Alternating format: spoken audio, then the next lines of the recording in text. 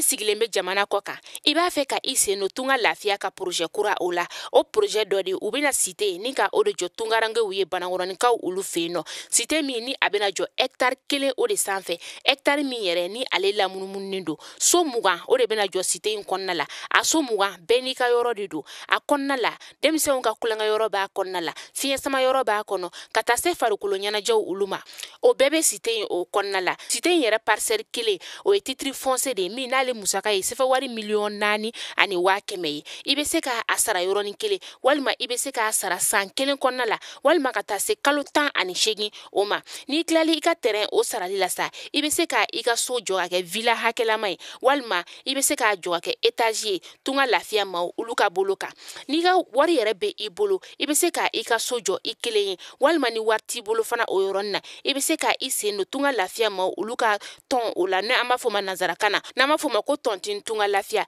walasa ka se ka I ka so ale jɔ cité o kɔnɔna la o t'a bannen dɛ tunga lafiya ma o bɛna tila ka immeuble fana jɔ cité in kɔnɔna la immeuble min n'i bɛ se ka appartement o san chambre 3 de b'a kɔnɔna la ale ni salon 1 a musaka bɛ t'i jɔ sɛfɛ wari 15,000,000 la ka taa se sɛfɛ wari 17,000,000 ma I bɛ se ka o fana sara dɔɔni fo ka taa se san 2 ani tila ma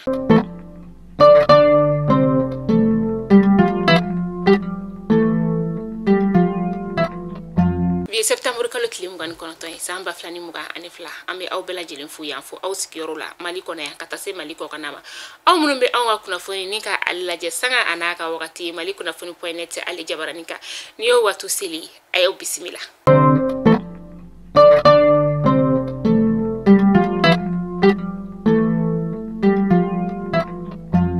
Fondamnala bi an ka cɛmancɛ fanga jamana ɲɛma n'o ye colonel Asimi Goita ye bi alamisa septembre kalo tile 29 san 2022 a kɔni ye CEDEAO maaw ni ka olu bisimila an ka pankuru jigi yɔrɔ kɛnɛba la ni o ye Modibo Keita ye an ka faba kɔnɔna la yan nɔ maa minnu n'u yɛrɛ nana sa o de ye Gambiyaw ka jamana ɲɛma ni o ye Adama Barrow ye ka taga se Ganayaw ka jamana ɲɛma ni o ye Nana Akufo Addo ale ye fɛn min ye Togolaw ka ministre min bɛ yen nɔ ni ale ɲɛsinnen b'u ka jamana ni jamana wɛrɛ ɲabɔ ulu ɲɛnabɔli ma ni Robert Dussey ale fana kun bɛ jama in na ka taa se Goodluck Jonathan ma Goodluck Jonathan min ni ale bɛ Mali ni CEDEAO ni ɲɔgɔn cɛ cidenya o la ni bɛɛ lajɛlen kɔni na kun ye fɛn min sa o de ye ka se ka Côte d'Ivoire ka maa minnu minɛnen bɛ anw ka jamana o kɔnɔna la sa olu bɛ se ka labila cogoya min na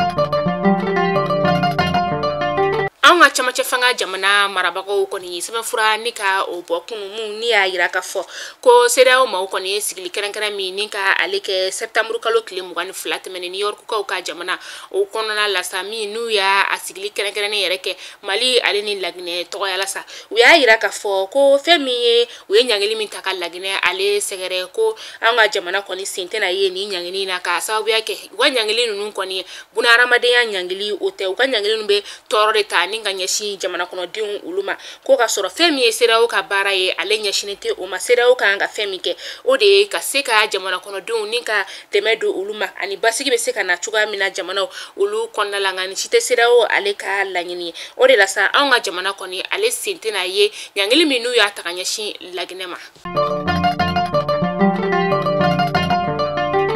ministre ɲɛma ni o ye colonel Abdoulaye Maiga ye bi sɔgɔmare na alamisa doya in na sa a kɔni ye fɛn min ye compteur dilanyɔrɔ ani a minɛnw ye sa ni ka o dilanyɔrɔ birikiden fɔlɔ ni ka o da o kɔni kɛra katikaw olu fɛ yen nɔ kɛrɛnkɛrɛnna sa Kabila a kɛra ministre min ɲɛna sa o de ye ministre min ni ale ɲɛsinnen bɛ sanu jiko ani kuranko koɲɛw ma ni o ye monsieur Lamina Seydou Traoré laɲini yɛrɛ ye fɛn min ye sa ni compteur dilanyɔrɔ in na o de ye ni compteur dilanyɔrɔba in ale ka se ka compteur 60 ni ka o dilan san 1 kɔnɔna la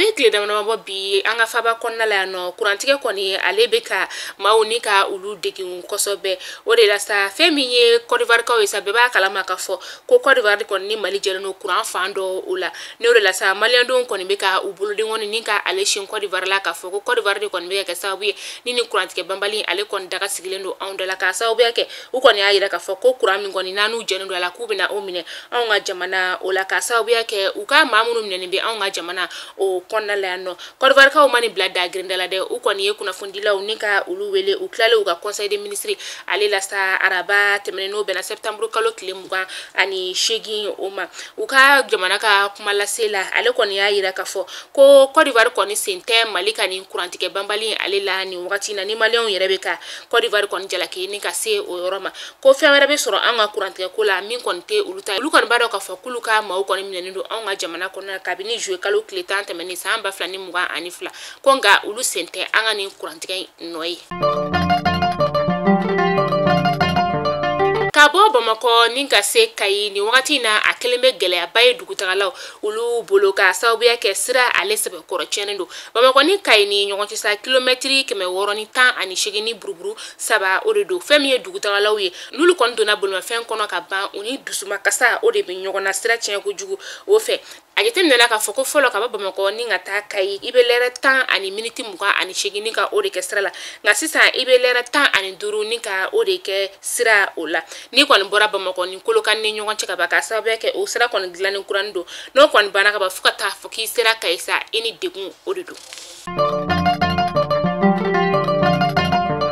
fɛn min ye ONG IDLO ye sa Gawukaw ulu fɛ yen nɔ septembre kalo tile 28 tɛmɛnen ulu kɔni ye kasobonladenw ni ka dayɛlɛ kɔni maaw ka don ni ka taa kasobon ale kɔnɔna ka o mafilɛ Gawukaw ulu fɛ yen nɔ laɲini ye fɛn min ye sa o de ye maaw ka taga dɔn k'a fɔ fɛn min ye kasoladenw ye u bɛ cogoya min na kasobon o kɔnɔna la u ka bunahadamadenya taabolo bɛ cogoya min na walasa maaw ka o dɔn nin laɲini yɛrɛ bɛɛ kun tun ye nin de ye